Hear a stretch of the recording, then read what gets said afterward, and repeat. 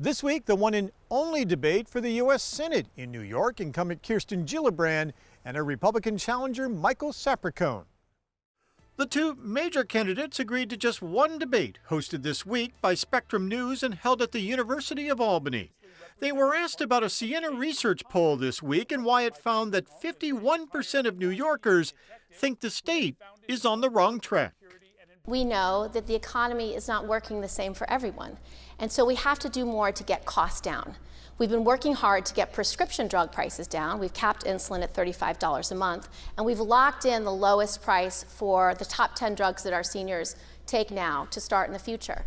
But we still have to get costs down for housing. We've got to get costs down for food, and those are things that trouble people. So I've been working on building the economy. We've passed a huge infrastructure bill that we're going to spend money over the next 10 years to rebuild our roads, our bridges, our sewers, our airports. We've worked on Made in America manufacturing. Over the next 10 years in New York State, we're going to have huge semiconductor manufacturing in Syracuse, in the Hudson Valley, right here in the capital region.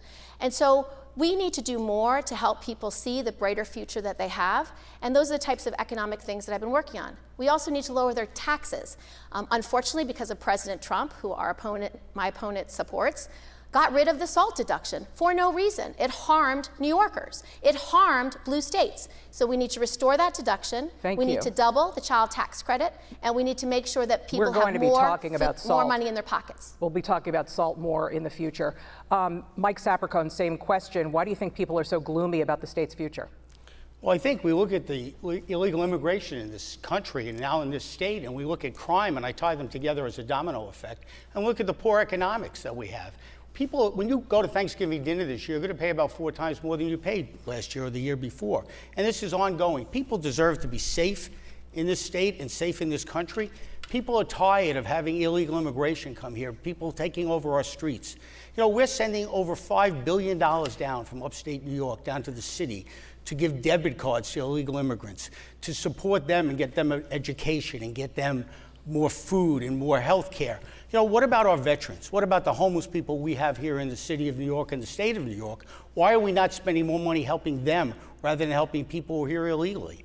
I think the city's very concerned about that. When you go into the store and you go shopping, people are concerned what the cost of everything is. It's much higher and difficult. I mean, I worked 3 jobs as a police officer. People don't want to have to work 3 jobs. They want to be able to work 1 job, be happy, enjoy their family, and live a better life. Thank you. The two were also asked about the state of the economy and the spike in prices and inflation. Well, I think we need to review what we do. I think, you know, there's a lot of wasteful spending we have. I think we need to cut the fat. We need to review how we spend money. And, you know, I think it's very important when people go to the store, they're concerned. We need to drive inflation down. We need to bring more business to the state of New York. We're not doing anything to bring and increase our business here. Increasing our business will bring down the cost of inflation. It will bring more jobs to everybody here. And that's something that needs to be done here. We haven't done that in years and years. When you travel upstate and you see places closed and businesses gone, we need to increase small business. As a small business owner, I know how important it is to jumpstart that economy by my employees and by the business I have. So give an example of what, as a senator, you would do, say, to attract new businesses or help them get started. We give incentives. I know we're going to talk about taxes a little later, but we need to bring big companies here. We had opportunities here, for instance, with Amazon, and we turned that down. We let that ball drop. We didn't find the time and the place to bring it, and we would have brought 20,000 jobs to New York with Amazon. So I think we need to work hard with our state legislators and bring business back to New York. Well, I think the reasons for inflation are much more focused on interest rates being higher. It means it's harder to buy a home. It's really put a crunch on the housing market. It's made rents go up. And so now that these interest rates are slowly coming down again, I think that will help families a lot.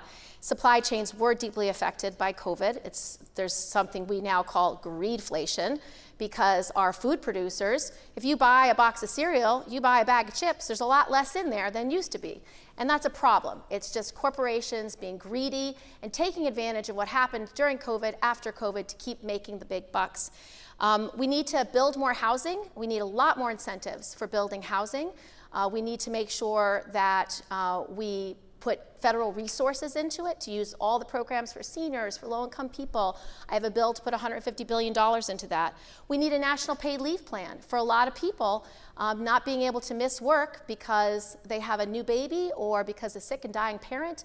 It's devastating for their income, and they have to usually quit their jobs and start back over.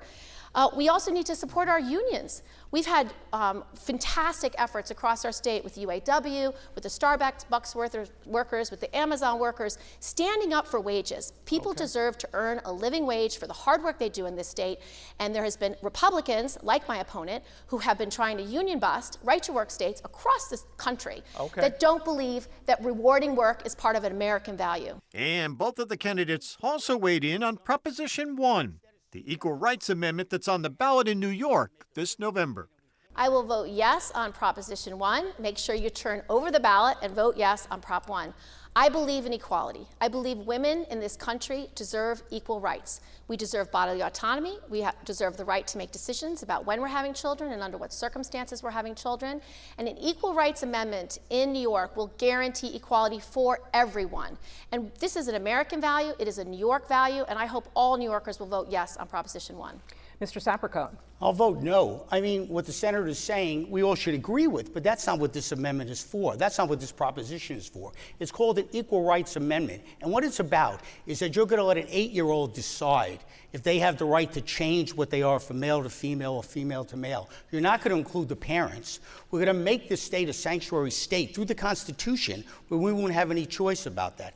These are things that are in that amendment. It doesn't talk about abortion. You need to remember, this is New York State. We have the most expansive abortion law in the country for over 50 years. This proposition is not changing the way abortion is. It's only taking the rights away from parents. May I respond Yeah, to that? absolutely. You're absolutely wrong. Equal rights amendments have been used in the law across this country to guarantee reproductive rights. In Connecticut and New Mexico, they've had lawsuits that said if you have an equal rights amendment in your Constitution and you cover all male reproductive care, but not all female reproductive care, like access to an abortion, it's fundamentally unequal. So I believe a statewide ERA and a national ERA would vitiate Dobbs, would give women back their right to privacy to make these life and death decisions. And that's why this ERA is so essential for New Yorkers. Well, may I? Yeah. Well, what I don't understand, I understand what you're saying, but look at what we're doing. Part of the proposal is that boys can go into girls' locker rooms and can compete with girls. And can go in that same, I have 4 daughters. Now, you want equal rights for everybody. What equal right is that giving my daughter when a man can go into that locker room and say he's a girl and going to compete with her? Do you know how many examples there are in our state? It's less than a handful. You are using a red herring to demonize some of the most vulnerable children in youth sports in this country. It's wrong to do so, and it's not what this amendment is about. I disagree with you, Senator. I think I'm talking about my family and my daughters and knowing them as athletes. And I think this is a terrible thing that we even think about this. You're born a boy, you're born a girl. It's not what the law says, and our state has already had rules in place for many years that the local governing bodies for the sports and the schools, along with parents and the sports athletes, make these decisions. It is a rare issue, and it is not what an equal rights amendment is about. It's what cynical politicians are trying to put their views in front of our equality, and every person in this state deserves equality based on race, gender, background, everything.